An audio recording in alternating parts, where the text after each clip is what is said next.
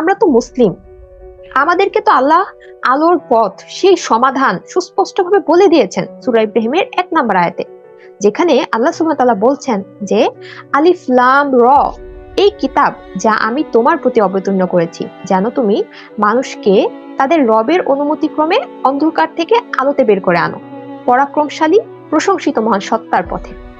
এই যে সমাধান, এই যে আল কোরআন, এটা কিন্তু এমন না যে এটা শুধু মুসলমানদের জন্য, বরং আল্লাহ সুবহানাহু ওয়া তাআলা এটাকে সমগ্র মানব জাতির সমাধান হিসেবে পাঠিয়েছেন। কিন্তু আজকে কিছু ধান্দাবাজ পলিটিক্যাল পার্টি আর এই পশ্চিমাদের কাছে বিক্রি হয়ে যাওয়া দালালেরা আমাদেরকে এই যে প্রকৃত গণতন্ত্র, ইনক্লুসিভিটি, সেকেন্ড রিপাবলিক, থার্ড রিপাবলিকের নামে আবারও সেই গণতন্ত্রের দিকেই কিন্তু পুশ করে চলেছে।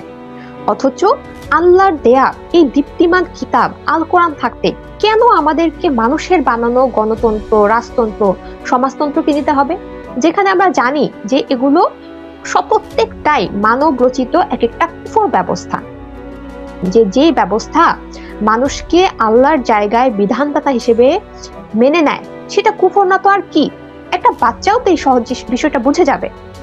সো বোনেরা, এটি কিন্তু হাই টাইম যে এই সকল কুফর ব্যবস্থা থেকে মুখ ঘুরিয়ে নেওয়ার আর একমাত্র সমাধান ইসলামে ফেরত যাওয়ার। কারণ যে জাস্টিসের কথা আপু বলছেন, এই জাস্টিস কিন্তু একমাত্র ইসলামের মধ্যে আছে।